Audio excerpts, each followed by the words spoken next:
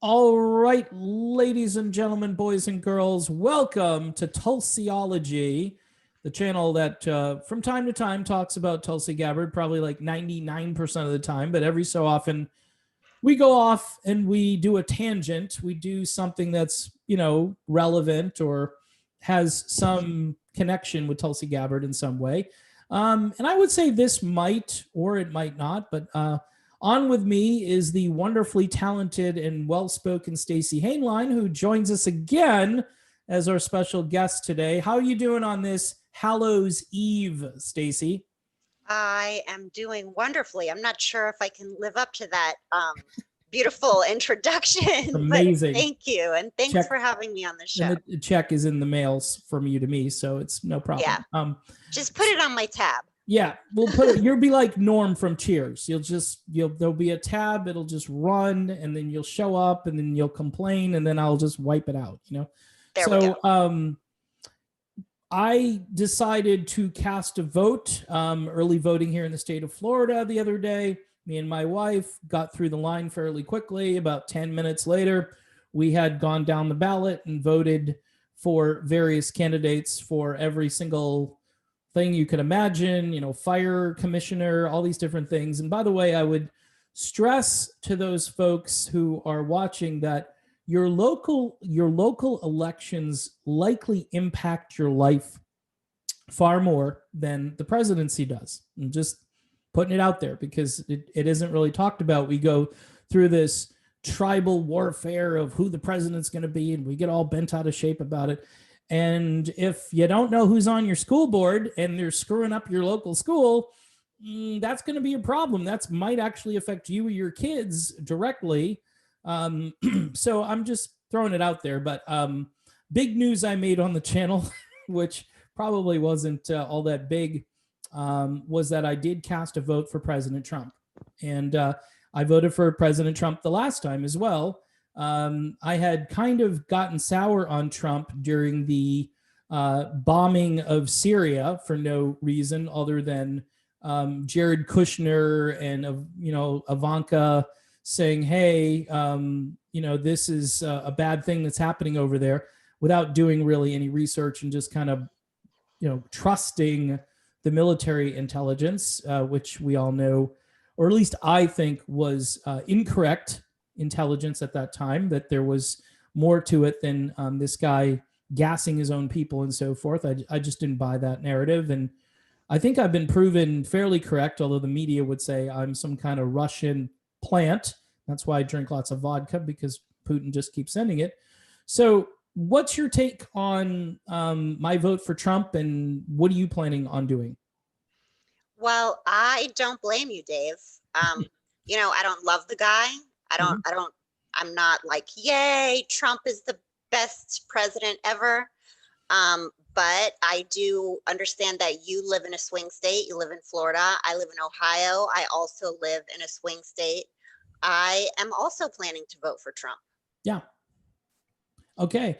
And, and again, you talk about swing states. We're both in very similar states in the sense that last time around, there were battleground states for sure. But last time around, President Trump did pretty well in Florida, and he did very well in Ohio. I think it was like a 9-point spread there. So he did well in both the states. And, you and I think we kind of come from sort of this school of nonpartisanship.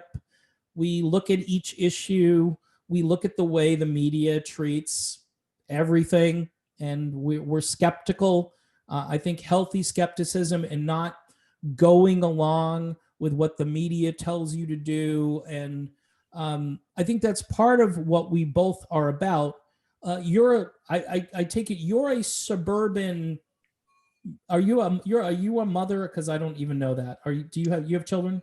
No, I would love to, but Okay. no. But you are in that demographic, by the way, whether you have kids or not, that is supposed to hate Donald Trump. I mean, I'm told every day that it's suburban women that have decided that no, we're going to vote for Joe Biden because those tweets are mean.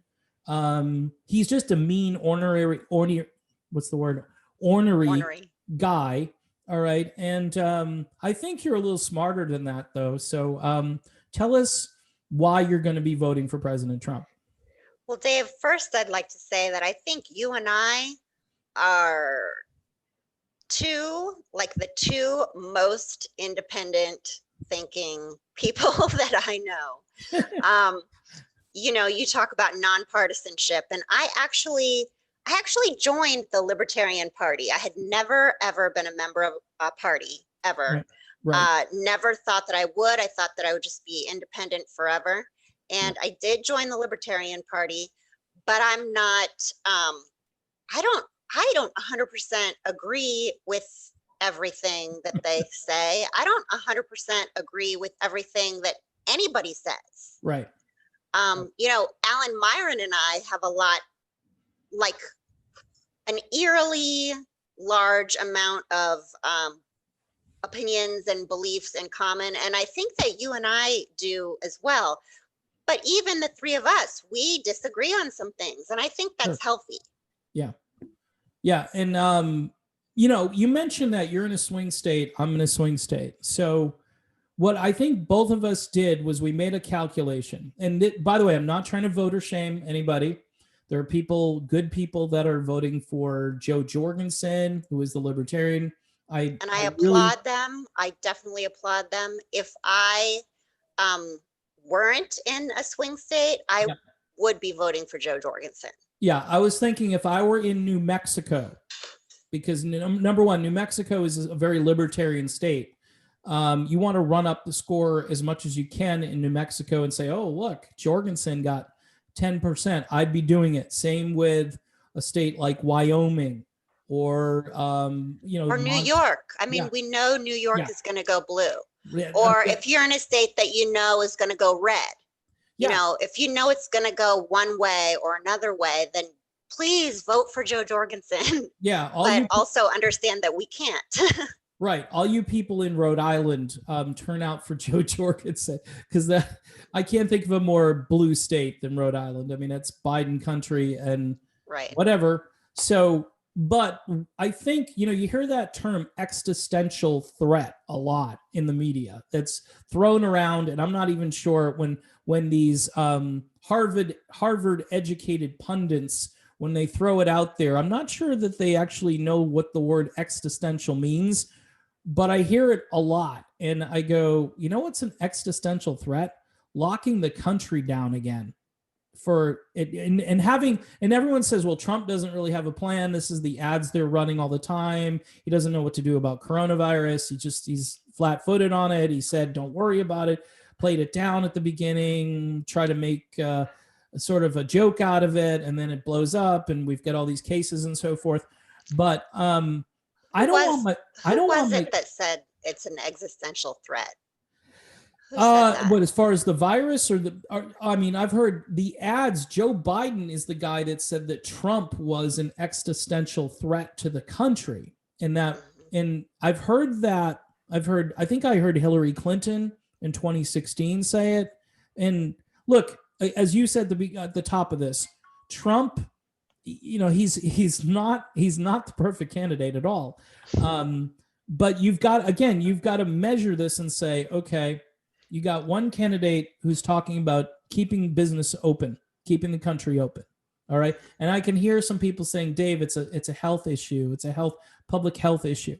Well, again, without going into a different video, there's evidence that is starting to mount that, as Trump and others have said, that the cure might be worse than the disease itself at the end of it all.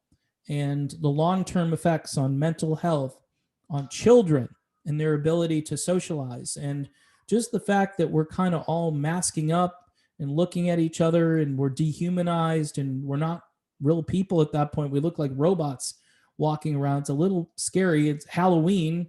Today's Halloween, and we've already got the zombie apocalypse that's been upon us now for months.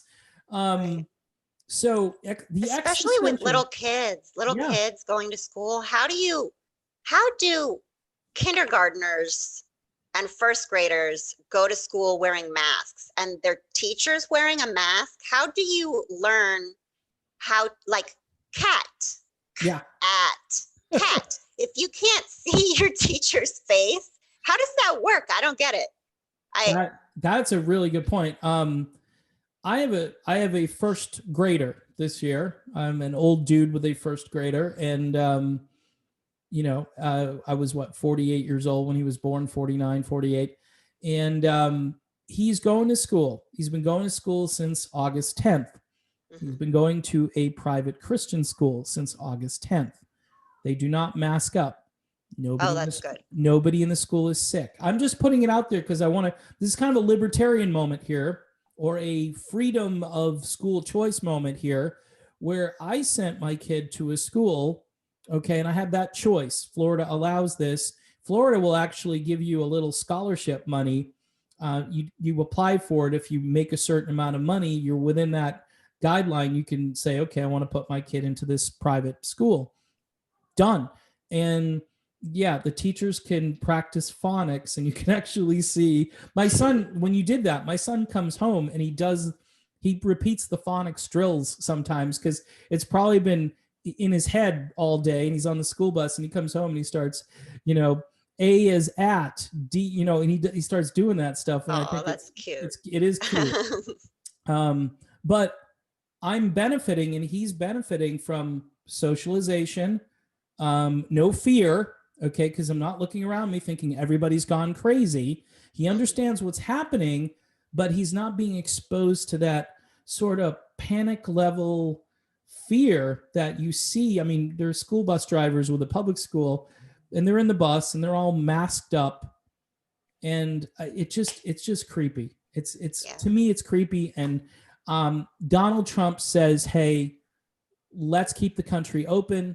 Joe Biden, this is one thing that we can talk about. You can bring your opinions into this about why Trump, but I'm thinking I want the country open. And yeah, I know that sounds scary to a lot of people, but what else? If we lock it down again, we already crippled the economy once. There are businesses that aren't coming back. We do it again, and I think it's devastating. It cripples the country for years and years to come. Mm-hmm. And there's something more scary than opening the country and people dying. I want to talk to you about something that I read recently and discovered recently on the cover of Time magazine. And I didn't read the article yet. I haven't read it yet, but they're talking about like the Great Reset. And the governments of the world plan to own half of the land on the planet by the year 2050. And I watched this, it was from Biden's campaign from, I guess, I don't know, a few months ago, whenever he was actually out of his basement. It was from back then. Yeah. And there was a Pennsylvania potato farmer who asked him, what are you going to do? The regulations on farmers are ridiculous. Can you deregulate? And Joe Biden gave this long answer, and included in his answer was, that farmers are going to be given land banks, and that the government is going to pay them to grow a certain kind of food, like whatever kind of food the government decides should be grown in that area. So, the government is, I'm already a vegetarian, but that doesn't mean that I think that everyone else should be forced to be a vegetarian, but they're going to be controlling our food. Do you remember when Tulsi was not invited to that climate change debate? Yeah. Do you remember also in that climate change debate when they were talking about how there are too many people on this planet? Yeah. Remember that? Oh yeah, yeah.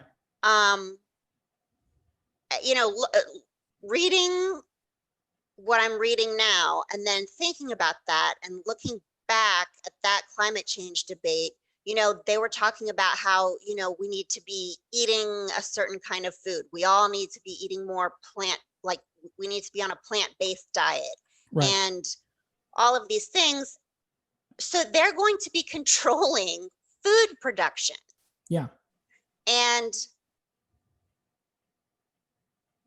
I don't know. That's just not okay with me. I mean, the farmers, why take a perfectly great potato farmer and take away her land and then pay her to grow something else because you decide that that's what should be done? What in the world? They're going to completely destroy privatization. Yeah. And I don't know. I mean, I thought that Biden wasn't left, but these things that we're hearing about are like they're going to take away our land. That's more left than anything I mean, I'm not selling my land. Yeah. You know? Well, and it's the same principle as, so you're going to tell me I have to get this vaccine in order to buy products, sell products, go into a building so I can like sit down and, watch a concert or something. You're going to, and to me, what you're talking about with the land is even more incredible. Look, you can be a real conspiracy theorist on the land stuff, because for years the government has been buying more and more land under the guise of conservation. Like they want to preserve all this land. They don't want it to be touched. They don't want it to be, disturbed or developed. And I understand some of that. I think you should have what I would call not sustainable development, because that's kind of a buzz lefty thing, but I would say development like smart development, or where it's kind of a mixed development. You can have, certainly you might have a shopping center, you might have some things that the community needs, but then you need parks and you need a good balance of things where it's not all developed and it's just all, pavement and concrete and so forth. So the Biden campaign, one thing about Biden is he is like he is like a bunch of clay out there. He is when he first ran, they say he's the moderate, and obviously the ads that are trying to persuade people to vote for him are hysterical at times. They're amazing what they're saying in these advertisements. Joe Biden will put America first. Really? Wow. Wasn't Trump doing that already? I mean, that's his thing. What does that even mean? I mean, all these stupid slogans. Yeah. So what does that mean? Put America first. That's what we're doing. Yeah, we'll bring back manufacturing job. What? Wait, whoa! This is the guy who NAFTA. He was big NAFTA guy.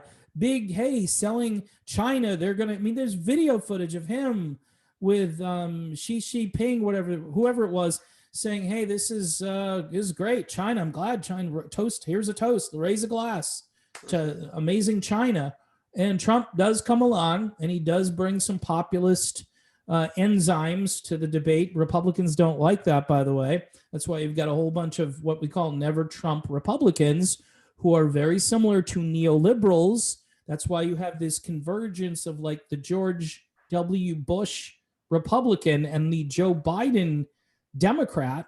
It's a scary alliance, and there's no sense of outsider at all in that mix. As much as Trump has his faults and maybe some of his accomplishments, because we know it's Donald Trump, are somewhat exaggerated, but we've got to look at what Team Biden is bringing, and what they're bringing is what we've had. We've had it for 50 years. It doesn't seem to work. It doesn't really represent what Trump calls like the lost or the forgotten man and woman in this country, who say, hey, just a few crumbs off the table, please. Not looking for much. And I think Trump isn't a normal Republican. And I think Biden is a normal Republican. That's the weird thing about this, is that seriously, I mean, other than some of the identity politics crap you're going to get from Kamala Harris and the issues like abortion and stuff like that, which people do vote on that one issue sometimes. They really do. But overall, I don't know what Joe Biden really stands for, because they're trying to make him they say, okay, we can plagiarize a little bit from Trump over here. We run these ads because they're running in Florida, and they're hysterical ads. There's this one ad, I don't know if they're running it in Ohio.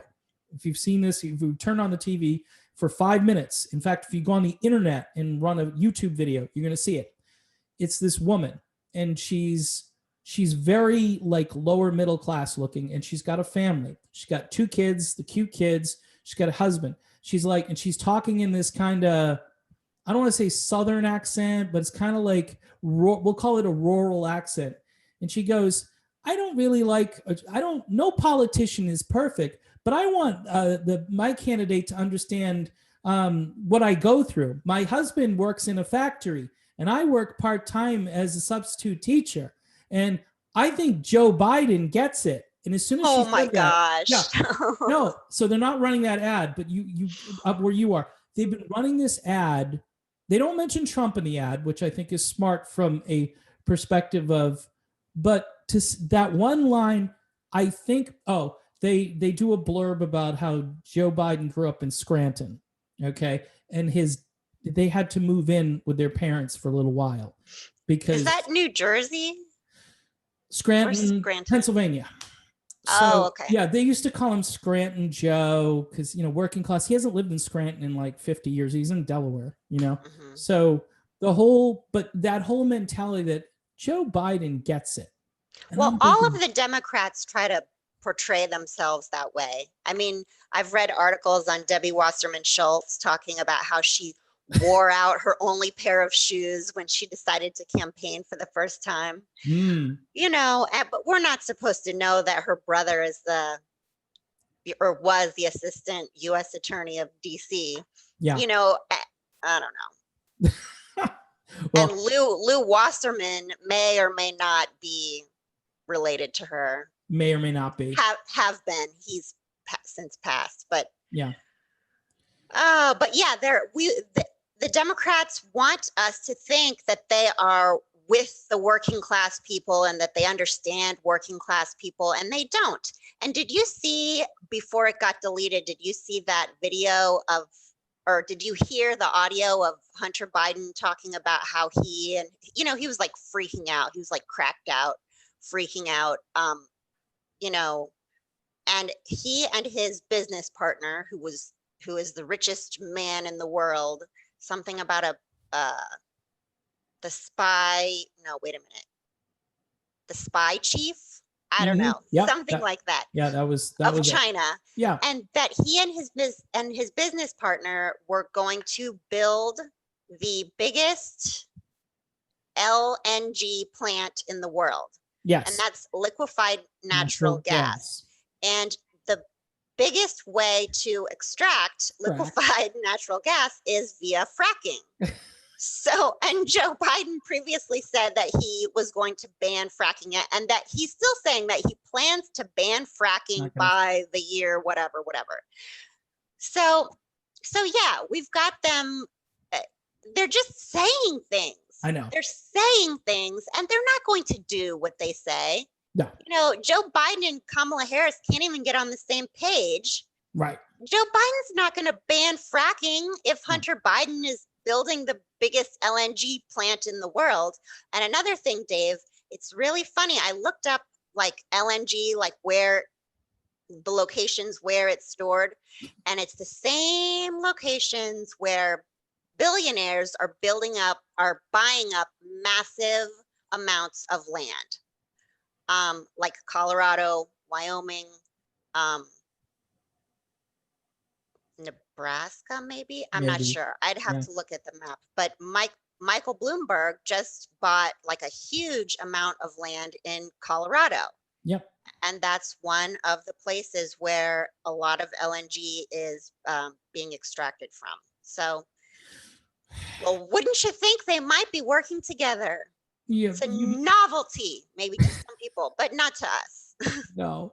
Well, it's just all a strange coincidence, right? I mean, it just so happens to all work out. And it's okay. So let's be clear, for those, and this is a little message in case some of the progressive types watch this, because there are a few that probably still hang on and watch me here. the Democratic Party is not serious about a lot of your progressive issues. If you thought Bernie Sanders was going to pull Joe Biden over to a more lefty progressive place, they'll do anything to win this election. If it means that, hey, they're going to frack baby frack, remember drill baby drill, they're going to frack baby frack, then guess what? They're, even had Kamala Harris come out and say, during the debate with Mike Pence, oh no, we're not going to stop fracking. And I think Mike Pence rolled his eyes, and at that point he was called a sexist for rolling his eyes. So just because you can't roll your eyes at a woman anymore in a debate, because then you're considered to be, lower than a toad's belly or whatever. So it's just it's like I understand that if you run on nothing, that allows you to do anything. Seriously, if you don't, right. What's it the wise man once said? If you don't believe in anything, you'll fall for anything or something like that. I'm butchering this. Yeah, and Biden doesn't support the Green New Deal. He has his own plan. Yes. But what is that? What's his own plan? So that's our plan. He's right? like Richard Nixon. It's not the Green New Deal. No. It's yeah. And the only reason I don't, by the way, I had Pasta on this show, Pasta Jardula, really nice guy. He's awesome. First time I ever had him on, and me and him, we're both Italians. We're both running, talking with their hands, doing all that. I don't agree with him on a lot of things, but I love the guy. I love his perspective. I mean, I asked him, so what do we do? And this is a little side note here. I said, so you're not into fracking? And he's like, no, we can't frack. I said, okay. I said, do you believe in nuclear power? Nope. No, we're going to go solar. We're going to go green. And I'm like, this is where Trump is actually right. We're not there.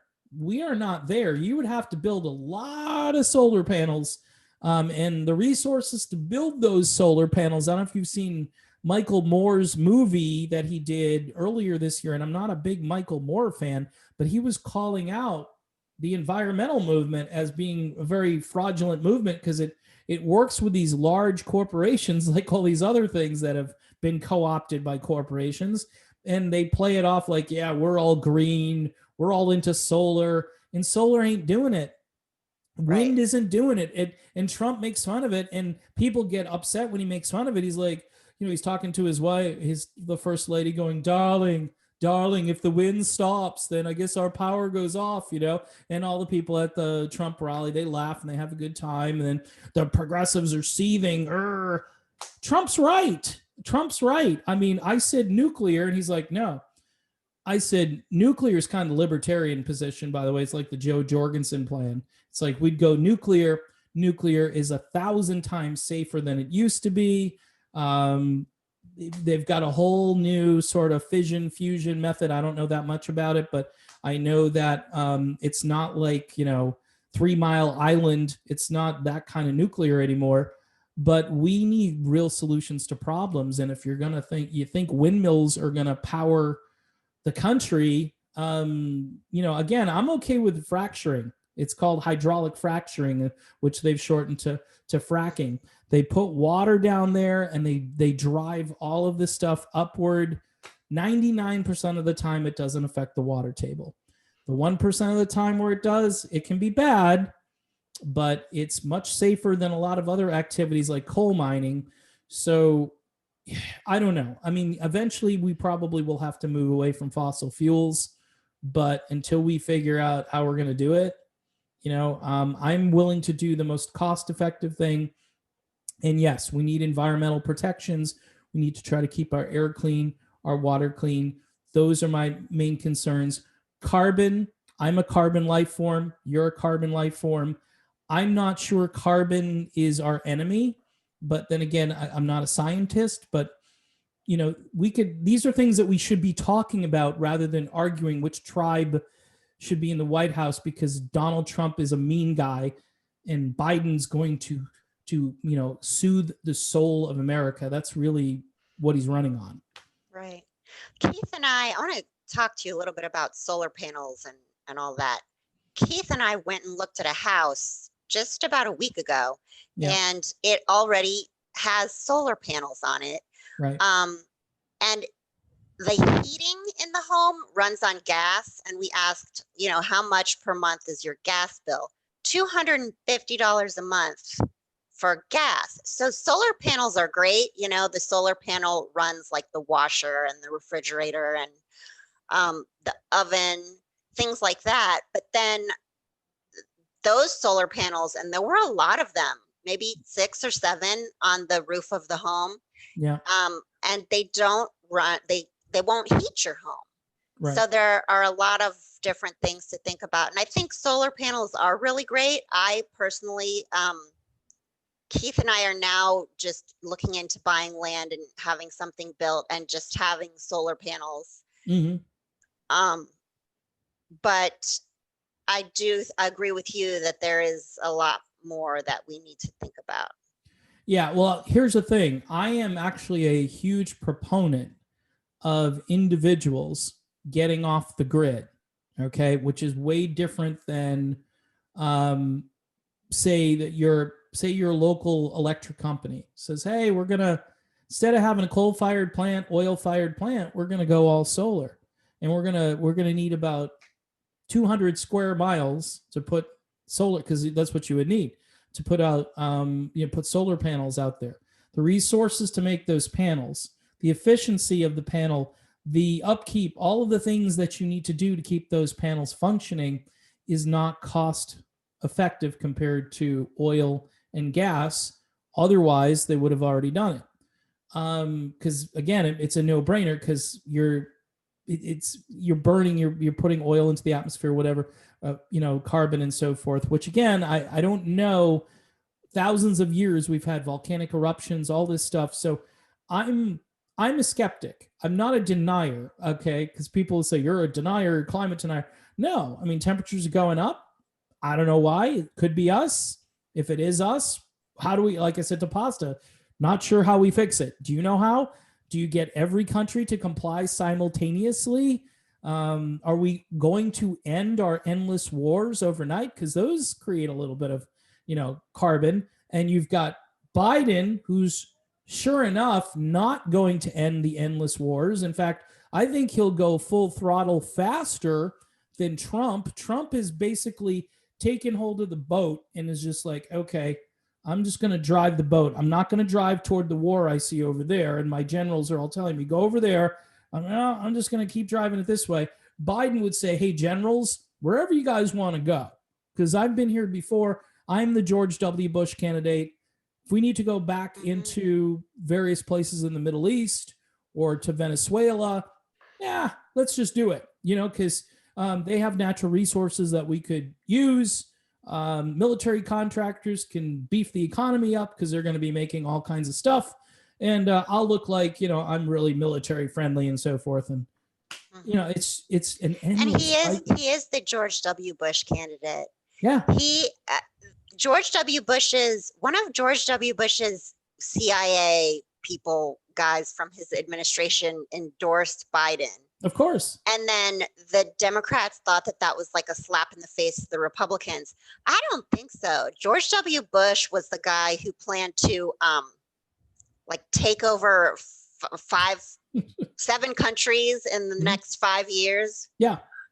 Yeah. So if George W. Bush's CIA guy endorsed Biden, then I think that's a pretty darn good reason for me to vote for Trump.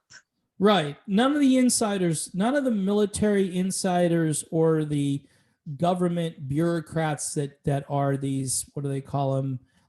They're basically lifetime until somebody, maybe an administration comes along and fires them. They're saying if Trump does win, that he may go in there and start really firing them. I wish he had done it, prior. But his game, and I don't necessarily agree with his game, but I understand it, is that he was trying to placate. He was trying to say, okay, we'll leave some of these. This is why, you bring a Bolton in. You're like, really? Bolton is worst guy in the world. And then he fired him, which is good, but he shouldn't have been in there in the first place. But he plays. And Mike Pompeo shouldn't be there. Yeah. He needs to get rid of Mike Pompeo. I don't know what his problem is. Yeah. Well, technically he needs to get rid of Mike Pence too, but that's not going to happen. But, good point. A lot of people need to go. Yeah. But like you said, he's still compared to Biden, Yeah. Trump is the peace candidate. Right. And there's no question. And people will, like the hardcore libertarians would come back, and I know what they'd say. They would say, well, troop levels really haven't dropped that much with Trump. Trump talks a good game, but doesn't really do anything. He's kind of moving the deck chairs around. He's not really. Look, here's the thing. He hasn't started any new wars. He hasn't tried to ramp up the war. And not only that, I haven't heard a president since Eisenhower say to military and publicly say it, if it were up to me, I'd be pulling these troops out. All these generals want to do is go to war, go to endless war. I mean, there's audio of Donald Trump saying those words. And this is the thing that drives me crazy about, the people like Biden or the progressive crowd that wants less war. I hear that and I go, holy crap. That's, if you remember what Chuck Schumer said, he said, the Intelligence Committee can mess you up 7 ways to Sunday. And Trump still says that to the generals. To me, and I know Trump shoots his mouth off and people just think, oh, it's Trump being Trump. But there's some things that you're not supposed to say, according to Chuck Schumer and pretty much the entire media establishment that grabbed their heart. It's like an episode of Sanford and Son, like they're about to like keel over. It's they can't take when Trump starts. He hates the intelligence community. He hates our military. He called them suckers and losers, which isn't true, by the way. But, they just go and report this stuff. And people say, well, I got to vote for Biden. He's the guy who loves our military more. And that's such a people just have no idea. It's crazy. Any other reasons why Biden is it? I mean, we could probably list a number of reasons why Biden is a disaster, but is this to me was a defensive vote. That's the way I described it when I did the video. And I haven't talked to here's a reason. Here's another reason. Yeah. Even apart from Biden is not going to make it very long. And I saw a video of him a while ago, like a long time ago, saying that he is not going to be in office for very long and that he promised that he would name a female minority as his vice president. Yes. And that would be the person running the country. So let's put Biden aside and talk about Kamala Harris, because that is who would be our president of the United States. And that woman is basically Hillary Rodham Clinton's proxy. Mm-hmm. She was favored by Hillary Clinton since the beginning, and she's still favored by Hillary Clinton, and that's because she will do whatever Hillary Clinton tells her to do. Do we really want Hillary Clinton running our country via proxy? Because I don't. And she also, does have a bad record as a prosecutor. She definitely doesn't care about criminal justice reform. And for me personally, that's one of my big issues. And I'm not saying that we need to, defund the police. I think that's the most ridiculous thing ever. Right. But, reforming the criminal justice system is actually going to require more money. Not that it should come from the federal government, but that local communities should decide to put more money into their police departments so that, we make sure that the officers are wearing those body cams. Yeah. So that we get the footage that we need, that the defense attorneys need. But Kamala Harris, I'm scared to have a prosecutor president. And it's not that I don't like prosecutors, because I do like prosecutors. There are a lot of prosecutors who are great, but it's the kind of prosecutors who will do anything to win a case. Yeah. And that's the kind of prosecutor that she was. She was, and you know what's funny? When I saw that video of her where she had like the microphone and she was really close to the people who were standing in line to vote. And somebody said, electioneering, this is electioneering and it's illegal. And then other people said, well, no, because, she's more than 100 feet away or whatever. Dude, she had the microphone. So that is, even if it's not like downright illegal, it Mhm. is unethical. And that is exactly the problem with our criminal justice system when when police officers operate in the gray. And Mhm. they're like 1 or 2% of police officers do this. Yeah. But those are the guys that are on the front page of the newspapers. Mhm. They get the drug bust, they get the attention. They're like the heroes, right? Yeah. But and the reason why they do is because they operate in the gray. That video of her, that was some shady shit. Yeah. Sorry. That's okay. And that is the kind of cop, prosecutor that's not good. And really, Dave, most of them are very, very good. Yeah. But it's, there are a few bad ones out there. Hmm. So I don't want someone who will operate in the gray like that and think that it's okay to do things like that. It's not okay. There's a reason for that law, and it's that you don't influence people who are just about to go and, Yeah. fill out their ballot. That is absolutely unethical. And I don't want someone like that as my president. And there are, worse things. Obviously, there are worse things that she has done. But when I saw that video, I just thought, like, you know what? This makes me sick. Yeah. Because this is the problem. This is why we need criminal justice reform. And it's because there are a few shady cops and prosecutors who operate in the gray. I'm sorry. That was just maybe some personal stuff there.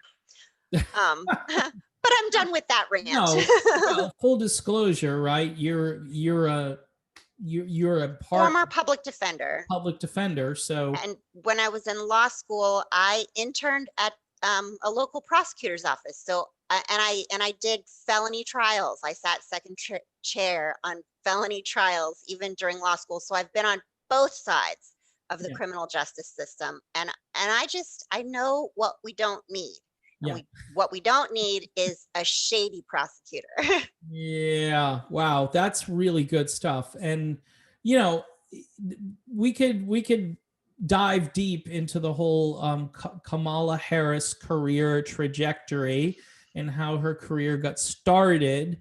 When you talk about shady and doing things that were shady, that was beyond how she got to where she got to. I mean, it's well documented, the things she did that were a little extracurricular, shall we say, without being too graphic here, to allow her to gain favor among her peers in her early career. I heard something about that, but I didn't. Yeah, it's all true, and nobody denies it. Nobody. I mean, I don't know if anyone's see in the media today. No one's going to challenge that. Trump, he says something off color on a hot mic to another man in 2016, and it was like, another gate. It was P gate. I won't say the word, but it was, and for weeks people were talking about that, except the people that were really more concerned about the issues rather than the locker room banter between two guys that, again, it's inappropriate. I didn't like it. Wasn't my favorite Trump moment. But see, people are looking to see how the candidate sort of like what their issues are, but also how they kind of interact with the population at large. You've got Biden, who's in his basement. He goes to events. They do this big circle. I mean, they're over virtue signaling on the COVID. It's just crazy. It's like they're all masked up and you got these big circles and, you got like 8 people in the room and Biden has to go like down here and come around. That's if they can get him out to the event. Whereas Trump shows up, and I don't know if you've been watching some of this stuff. I mean, I get notifications on YouTube. Another MAGA rally. And it's like 40,000 people showing up at the drop of a hat, people with boats and cars and planes and buses and Trump flags. And I hate to tell you, that stuff from a populist perspective, the working man and woman, they see stuff like that and they go, that's cool. That's cool. These people are cool. They may not even know, hey, Donald Trump, that's cool. And with the other guy, it's like, it's just like, Right. I'm sorry, it affects people, pop culture and engagement and excitement. And, we know Trump is bombastic. I told somebody this the other day, Trump's funny. He's humorous. Sometimes he messes up and says stupid crap, but other times he's hysterical because he'll say things like, "Oh, I don't think Joe's gonna make it. Joe looks tired. Sleepy Joe. He's just not." And you can discount that stuff as sort of Neanderthal, sort of political, whatever. Just Trump being, the greatest show on earth and so forth. But when there's a grain of truth in it, like Joe's in his basement. I don't know if you saw the second debate where Trump said, well, if Joe would come out of his basement, and Biden laughed. I don't know if he laughed because it was nervous laughter, but he laughed because he's been in his basement. And Trump on national TV with his microphone still mic'd up said it. And people are watching this going, who don't watch politics go, Daddy, is Joe in his basement? Is the president, is Donald Trump right about Joe Biden? Well, no, it's not really a basement, but it's a basement. It's a bunker. Okay, if you want to be all like CIA sophisticated, it's a bunker. I'm just kidding. I don't know. Maybe. But I tell you what, you watch this long enough and you go, okay, that guy looks fun over there. He looks like, whether he wins or loses, right? Donald Trump is having a good time. He's enjoying his life. He's not letting COVID get him down, even he's already had it, which the media hated that, by the way. The media despised that. It was like so funny to watch, like, he can't take his mask off. What's he doing? Well, he's already had COVID, right? So he's cured. He's immune. He even gets up there, I'm immune. Right. I'm Superman. And some of it is really over the top. But you know what? Secretly, don't we kind of like that stuff? He is really over the top. I do think that he's funny, and I do kind of he's a little tiny bit endearing sometimes. Yeah. The whole, what you were talking about, the thing that he said years ago. Yeah. I do honestly think that he has grown as a human being since then. Yeah. Now, do I think he's the most wonderful human being on the planet? No. No. And his arrogance really annoys me. Yeah. It annoys me because I think he said during the debate that he has been the best president for Black people ever to have lived. Yeah. Maybe second to Abraham Lincoln, maybe. but I mean, it's things like that I'm just like, ugh. Cringy. Yeah, I'm like, oh, I just don't like you at all. But that doesn't mean that he's not doing his job. Yeah. So. And we should talk issues because issues are important. And you and I, early on, when all the rioting was going on, and we were kind of like shell shocked. I think most Americans who were paying attention and who weren't watching wall-to-wall CNN peaceful protest coverage, because everything was a peaceful protest, even though there's the funniest thing, Stacey, if you remember, where the reporter from CNN is down on the scene and the headline is peaceful but fiery protest. And I'm sitting there going, no, they did not write that byline. They did not. That doesn't make sense. Fiery but peaceful protest. So you and I did, I think, a video where we were like, whoa, wait a minute. Sure, you have the right to peacefully protest, and you should have, that's the Constitution. You have right to grievances. You have a right to be heard.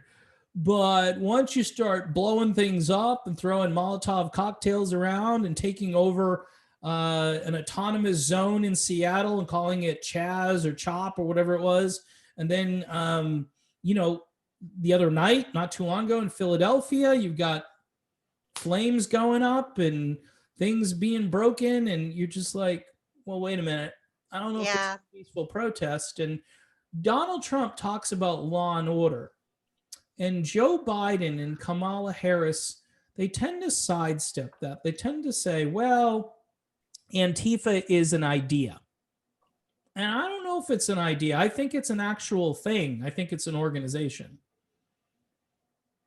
I don't know. Yeah. Honestly, I don't know who it is or who's behind it or what it is, but you know, the looting and the burning and everything, that there's just no excuse for that. We Yeah. do need criminal justice reform, and there are ways that we can achieve criminal justice reform. And I think I said it before and I'll say it again, but those two pieces of legislation, the one, the Justice and Policing Act was the Democrats' legislation, Yeah. and the Justice Act was the Republicans' piece of legislation, and they are really almost identical. Yeah. And I think that the problem with both of them is that it shouldn't take 4 years in order to get police officers to wear their body cams and have them turned on all the time. Yeah. That shouldn't take 4 years. But guess what? Now it's going to take longer than 4 years because they won't talk to each other. Mm-hmm. And now we have no legislation. Yep. You know, because they wouldn't compromise. That's a bill that Donald Trump would sign. Guaranteed he would sign that bill. Mm-hmm. It's because he's already done one. He did the First Step Act. Okay. And this is weird. And Jimmy Dore talks about this a lot, is like, he'll do a video like, Donald Trump is to the left of Joe Biden on all these different issues. I mean, 3 or 4 issues. This is what makes Trump kind of a wild card and not a traditional Republican. Because, okay, Republicans were like the 1994 crime bill. All right. And there's still Republicans out there. And by the way, the Biden campaign dog whistles a little bit about this, because they'll send out literature, because I got some, to Trump supporters. And they'll send out literature and it says, well, actually the real law and order candidate is Joe Biden because of his 1994 crime bill.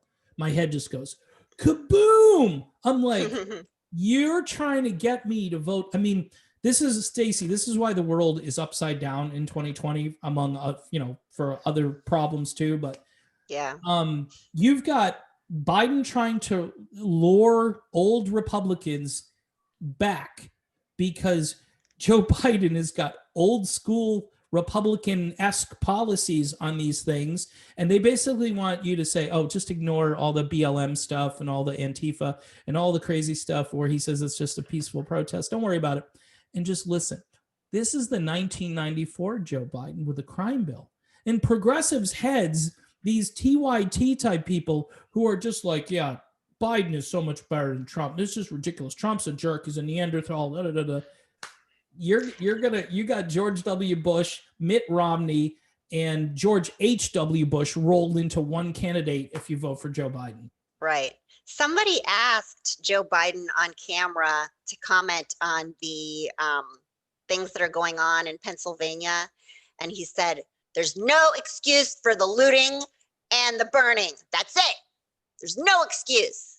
And so, I mean, I do personally agree with him on that. Right. But the progressives who think that he is going to stand up for criminal justice reform, they're just wrong. He's not your guy, progressives. He's not.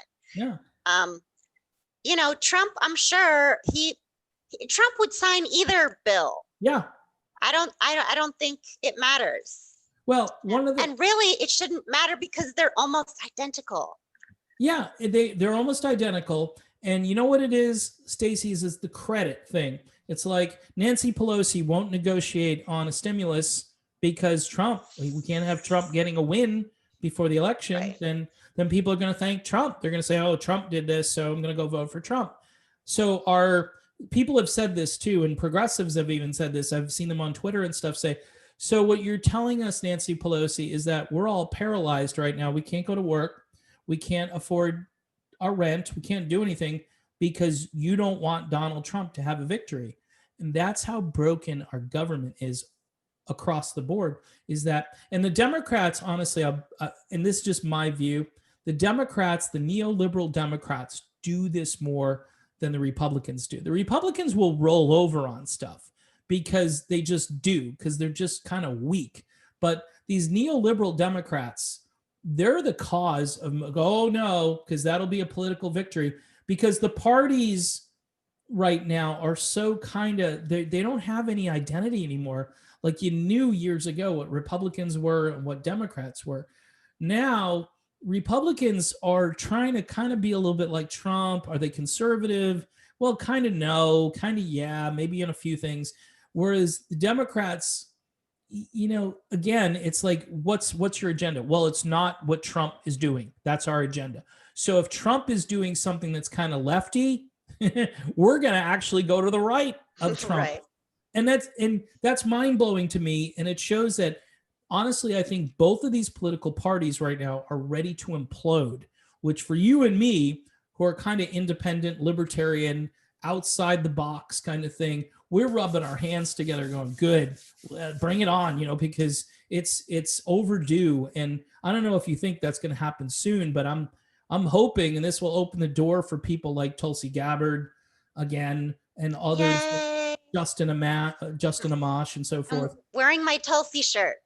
Oh yeah, there you go, Tulsi 2020. So that's cool. I've got like 3 of them now, so didn't wear it today. I don't know, but I should have.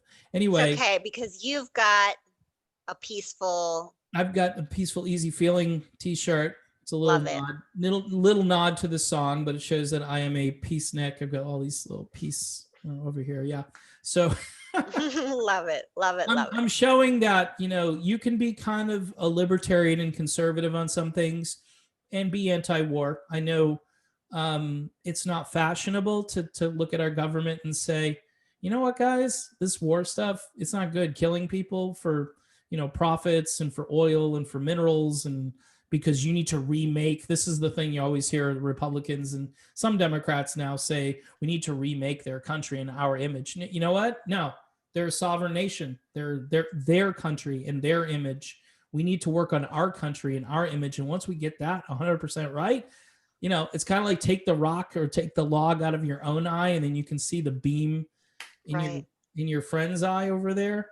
We're crazy. We got so many problems. Our inner cities are like war zones. They're war zones in some places, and we're really that worried about Venezuela and what they're up to. Well, what does Venezuela have that we need and want all the time? Oil, tons and tons of oil. That's an interesting coincidence, Right. So it is funny how that all ties together. I'm going to be writing this article on what Tulsi-crats have in common, what we all have in common with each other. Yeah. And I like it that you said that, it's not fashionable to care about peace, right? Right. Because Tulsi-crats, I don't think we care about what's fashionable. No. I don't think any of us really have like a need to fit in anywhere. Unusual Americans, remember? Yes, I think we truly are unusual Americans. And that was supposed to be some kind of insult. And we're like proud of it. Well, I'm proud of it. Well, keep in mind, unusual Americans is very much like deplorables. Very much like deplorables. Mm-hmm. So again, this is funny that you and I are both kind of gravitating, let's go back to Trump. He's better than Biden. He's not really what we want, but we'd rather hang with the deplorables than with these. Any day of the week. Put me on a tractor pull, find me those people with the flags and the banners, and I'm going to sit there and I'm going to enjoy talking with them. The Biden people are all sourpusses. They're all like, Trump's ruining my life. Really? Then your life must really suck. If Trump is ruining your life, get a life. That's what I would say. If I don't like the president, right, am I going to just stop functioning? And this is what's happened the last 4 years with a lot of people, TDS, as we call it, Trump derangement syndrome. It's like, get over it. He's the president. Yeah. You may not like it. Some days I don't like it. But I get kids, I get work to do, I got things I got to clean, I got music I want to listen to. Right. It's like. And they do, like they blame Trump for everything. And I think the first thing that you mentioned when you started this conversation, like you said something about how people think that the president can do everything. Right. Did you say that? Like people think that the president is like this omnipotent, omniscient, like that, like the president has control over everything. Nope. And he doesn't. He doesn't. Right. And he shouldn't. I told But you, worry about your school board. Who's on your school board? Who is your right. state? A lot of people don't even know who their state representative is. Mine is Spencer Roach. I'll let you know. His last name is interesting. Roach. Right. He is a constitutional conservative type Republican. I don't mind him. Nobody's running against him who's any good, so he got my vote. You know what I mean? So again, you need to know, dog catcher, your sheriff, your county sheriff. Good Lord, if you don't know who your county sheriff is and what they're all about, what they stand for, that's your law and order guy right there. He's more important than your state attorney general. He is. For Right. your county, that guy is sovereign in your county. He's really important. And we can go down the list of things that are going to impact you, your commissioners, your, again, I mentioned the school board, I think is a huge thing. Then you've got a state senator. If you've got a state rep, you've got a state senator. People, they think in these big like media terms, like they turn on the television, they have to think of like, oh, it's Marco Rubio. Marco Rubio doesn't have anything to do with my life, okay? Yeah, he's the senator here in Florida. You can write him a letter. He's a neoconservative. I can't stand the guy.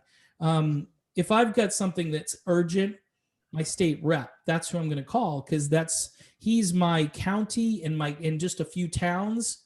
But people are like, oh, we've got to get Trump out of there, or we've got to get Biden in there, or the world's going to end. And I'm just like, probably not. It might not go well. If Biden wins, you and I we're not going to be happy if Biden wins, but it's a possibility. And we have to kind of cope with that and function. And I think you and I are capable of functioning if Biden wins. Yeah, we'll function. Yeah. I mean, but I don't think he's going to win. And that's another area we could, that this gaslighting on polling data is just ridiculous. I mean, yeah. If you're going to tell me that Joe Biden is beating Donald Trump in the state of Wisconsin by 17 points, I don't think there's 17 points worth of people that could attribute to that.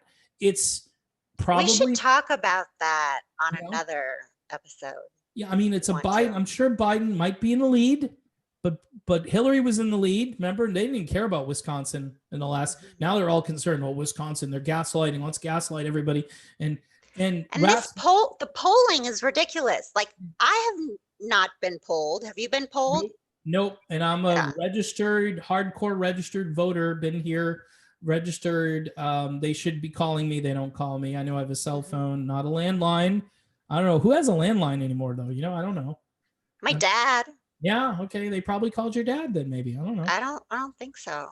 But in the state of Florida, we have a lot of different viewpoints. We have a lot of different opinions on things, and we're not very monolithic. We'll listen to everybody, and I was looking down the ballot to see what all the candidates were about, and I hate to tell, I know a lot of progressives won't like this, but most of the people I voted for were Republicans. I don't want the schools taken over. I don't want more centralized control of public schools. I don't want teacher unions to have more power to basically not go to work, because that's what they wanted to do down here, and leave the kids stranded. Think of all the families, right, that this virus hits and mom has to stay home because, the kid can't go to school anymore because the school's not going to let him go. Talk about the ripple effect that has on the whole family. And then how do you need to get daycare, and you don't even have a job, or you're waiting for your stimulus check? These are libertarian. Or like people who, where both parents do work, and then the kid can't go to school. So what do? You can't go to work? I mean, if your kid is like 5 or 6, that's going to make a huge difference. Yeah. That's going to negatively impact people's lives. Yeah. So. And I'm fortunate. Again, I'm in a position where I work from home. My wife does go to work, during the week. But I work from home and I'm doing okay. So I have that luxury, and it was prior to all this happening, But there are so many people. I mean, the media is not talking about that because that will go against the narrative that, shutting everything down is this is what we got to do. There's no problem with it. People have to realize that they're going to lose their livelihoods and that their kids are going to have, psychological problems for God knows who. I mean, this will be called like the Corona generation. They'll probably rename it the COVID generation or something because Mhm. I can't imagine, I'm a bit older and I never thought I'd see what I'm seeing in my lifetime. It's scary weird. But we need we need libertarian values at a time like this more than anything. And I mean, like you said, you and I we don't think just libertarian, but I'm talking about freedom to go to work, freedom to take the risk if you want to. This nonsense about other people who are at risk, well, those other people need to take responsibility for themselves. If they're in a high risk category, then they should be taking precautions rather than making all of society shut down. That's why targeted treatment is far better than this universal one size fits all lockdown mentality, which again, we put a man on the moon, but we can't figure this out, which is just, it's just weird, Right. Yeah, it's a good point. And so, any other commentary on? We'll wrap this up shortly because there's only so long you can talk about Joe Biden before you get sleepy. Yeah. You have to put that on there. You know, I'll just go back the way I explained it. You talked about if you and I lived in New Mexico or whatever state, Rhode Island, where it's either going to be hard blue or hard red, which, the red states, you might go to Oklahoma and say, yeah, let's just vote for Joe Jorgensen. I would like to do it. It would have been fun to be in a blue state and know the state's going blue. I'd be kind of like, but I'd be like, Joe Jorgensen, But my vote was defensive. I look at it as I think Biden is more of the existential threat to a lot of things, the liberty that we hold dear, the idea that our government is going to be more centralized, more authoritarian. Yes, I know Trump is a big spender. I'm not going to try to sell you. If I were talking to Reed Coverdale right now, Reed would be saying, Trump's the biggest, he exploded the debt and the deficit. Yes, he did. Yes, he did. But the other guy's going to do it. And so I'm picking I don't want to say the lesser of two evils because that's too common to say it, but there is some truth to that. But the defense is, I think Trump listens more to the people that got him elected. I don't think he's not a perfect candidate, but here's another key point though, and I'll let you talk after this, is that I think there are a lot of similarities, and people are going to hate this, between Donald Trump and Tulsi Gabbard. And the similarities, similarities are the fact that they're both kind of outsiders. Okay. Trump was an outsider to politics. Tulsi is an outsider when it comes to all of her ideas and all of her beliefs, which we value more than just being the outsider person, which Trump is.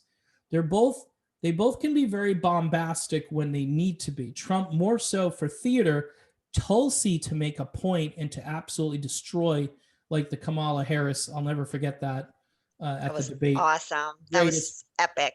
Greatest political moment probably that you'll ever see. Yes. Tulsi is definitely anti-war. Trump has some anti-war tendencies. We don't know if Tulsi Gabbard were elected president, if she would be able to navigate the military-industrial complex. We know that Trump is having difficulty if that's his intention. We do know, I think, that Tulsi is more fervent and I think has more resolve. And I think she'd have the American people on her side more so, because it wouldn't be getting obscured by all of the crazy rhetoric that Trump throws out there. It would just be Tulsi truth-telling day after day, laying down the facts. Mm-hmm. Both of these candidates are charismatic. Tulsi is a kind of charismatic that would unite the country. Trump is not. But they both kind of bring in Like Tulsi has a glow. Trump doesn't have a glow. He's more like he's got this sort of greatest show on earth. You can't stop looking at the car accident. You know what I mean? Back, was that a full car wreck or was it just one car that they hit? You know, what did Trump say? Did he actually say you can hit the body with radiation and kill the virus? You know, and people go, yeah, he said that. Well, and then of course people took it out of context, but again, there's similarities, and I know I there was a bit of a stretch there, admittedly, but we are certainly attuned to a candidate who's plugged in, right? Who knows Trump. If you watch him at these rallies, he's raring to go. He's ready for 4 more years. You watch Biden, you really do see Sleepy Joe. That's if he even shows up. With Tulsi, she was ready. I said this from the very beginning when I started doing these videos. She is ready on day 1 to be commander in chief. Not only that, she would also bring the country together. And that's something that we don't have with Trump. We certainly don't have with Joe Biden. I don't know if we have it with Jo Jorgensen, if you're going to vote for her. I don't know how that all translates out. I think it's more of a protest vote and a good philosophy. But as far as a character or a person, both herself and Howie Hawkins, the Green Party candidates, they're kind of sleepers. Let's just be honest. They talk nicely and they're informed, but you know, they're not inspiring people. That's just me. Yeah, I could talk about that for a long time, but Jo Jorgensen, I think she needs to let people in on who she is as a human individual more. Because, you know, she is very professional. She's very well-spoken. She's very appropriate. She's very respectful. But we don't really know the real Jo. Yeah. I would like to know the real Jo. I know that she likes ice hockey. Yeah. I like Jo Jorgensen. You know, because she would definitely be the peace candidate. Yeah. She is the peace candidate. Mm-hmm. You know, she's pretty much the only one who has outright said that she would pardon both Assange and Snowden. Yeah. And I love that about her. Yeah. And I really hope, like, for those of you who are watching who don't live in a swing state like Dave and I do, please consider voting for Jo Jorgensen. She is your peace candidate.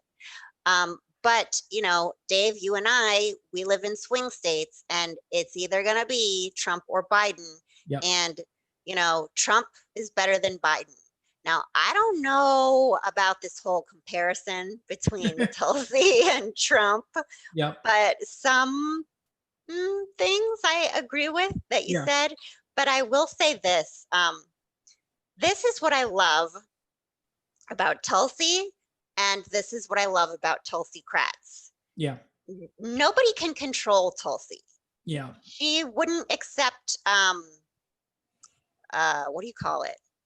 Sorry, my brain. PAC money? That's right. She refused to accept PAC money because she refuses to be controlled. She wants, my husband just got home. She wants to be able to make decisions for herself based on what she knows is right. Yep. And I think it's really intriguing that there are so few of us who are voting for Biden because she endorsed him, right? Right. Tulsi endorsed Biden, and I don't really know anybody. I mean, none of my Tulsi-crat friends are voting for Biden. Are any of yours? No, I don't know anybody. I don't know anybody. So it's like we are the way that she is. Yeah. We can't be controlled either. She can't even control us. No. But, you know, she endorsed him. But I don't feel like when she made that endorsement, I never felt like she was telling me that I should vote for him. Right. I just felt like, okay, so she promised to support the Democratic nominee, and this is the Democratic nominee. but I mean, I understand how people felt differently. I mean, I totally get it. You know, we're all kind of emotional sometimes. Yeah, I've been. Um, but I just think it's so awesome. And maybe we can kind of compare Donald Trump in that way too, because he doesn't give a shit Mhm. about how what he says or does is portrayed. He doesn't care. He Right. doesn't care about being fashionable. Nope. He doesn't, you know, and like neither does Tulsi. Tulsi doesn't need to fit in with, Mhm. you know, the squad. She doesn't, this is not high school. It's Right. not high school. Yeah. And I think that a lot of us are, you know, similar. We think for ourselves. You know, everybody out there, you know, vote for whoever the hell you want, really. Yeah. We don't tell people what to do. No. We just explain why we're doing what we're doing, and we Yeah. just make little suggestions. Yeah, and that's it. That's all you can do. I don't expect.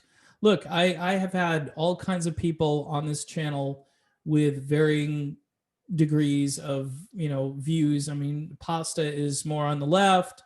Reed is more like a strong libertarian. Charles is, I think, a straight up populist who, would take a little bit from either side and wants what's best for the country and loves the country and loves our history. Yourself, you bring a certain level of expertise and understanding from a legal standpoint. You care about freedom of speech.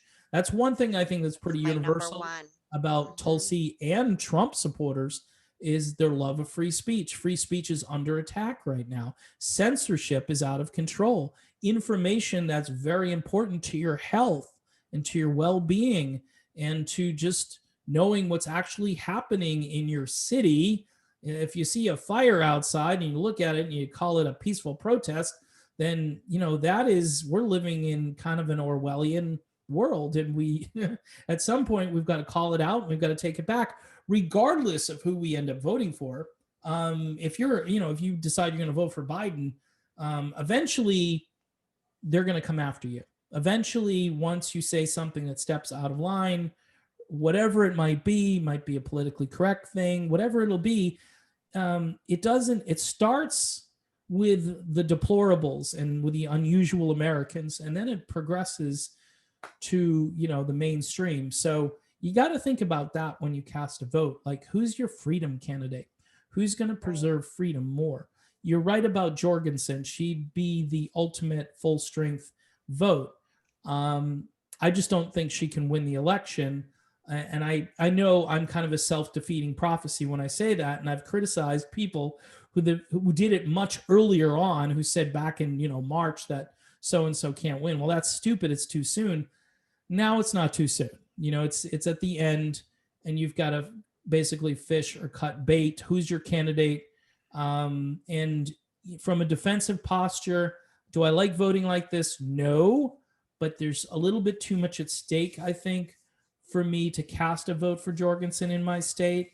I'm probably not going to. I could rationalize, well, I'm not going to be. Who says I'm not going to be? This state in the year 2000, which is interesting because it's 20 years ago. We're the home of the hanging Chads. 535 votes Mhm. separated Al Gore and George W. Bush from the presidency. Yeah. So if you don't think your vote counts, think again. Your vote Yeah. does count, especially this year. I remember I was living in Florida back then. Oh boy. That's crazy. So I want to say one last thing. All right, go Um, for it. so I was really mad at Donald Trump, and I still am, Mm-hmm. for not pardoning Julian Assange. Yeah. I thought about something recently.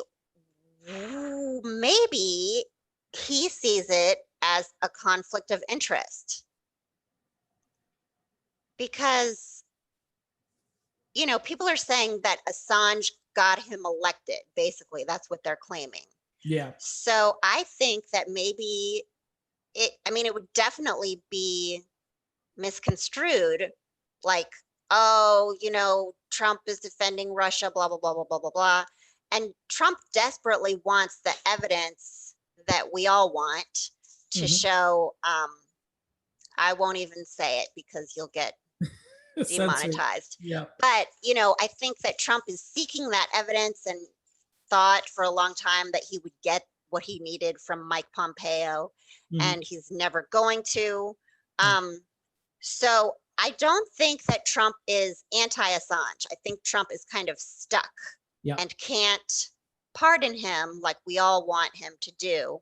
So, and even if I'm wrong and that's not the case, you know, Biden is going to be way worse. You know, Hillary Clinton was the one who said, can't we just drone the guy? Yeah. So yeah, I don't want him droned. I think that, you know, when it comes to free speech and when it comes to Assange, which is my #1 issue, Trump is better than Biden. Trump trumps Biden. Yeah, fair enough. And I will say this, and then we'll just wrap it up here. There is a chance if Donald Trump does win re-election, the second term, I mean, essentially he can do whatever he wants to do. And the media can shout and scream as loud as they want. So if you're worried about Julian Assange, voting for Trump is a better strategy, because in Trump's second term, he may pardon Julian Assange. He might do it. I mean, there's no reason he can't do it at that point. And Biden, as you just mentioned, Biden is going to take the Hillary Clinton stance with the, you know, he's a war criminal and, you know, try him here in the United States and so forth. And it's like, what? You know, we'll never get whistleblowers. And right now, Trump isn't too excited about the media coverage he's getting. Whereas Biden is thrilled with the media. The media is basically playing defense for Biden, making excuses for him.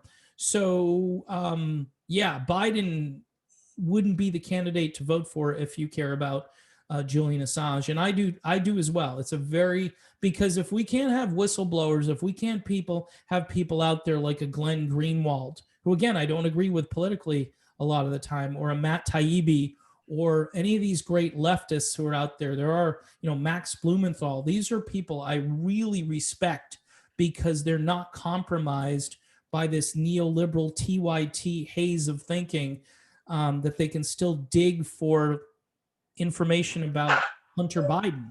Okay. To me, that's another reason probably to just stick with Trump. Yeah, I agree. I definitely agree. Sorry about the dogs going crazy. All right. Well, the dog is barking, which means that we need to end this video. So they're so spoiled. Stacey, thanks for being on today. Thank you for having me, Dave.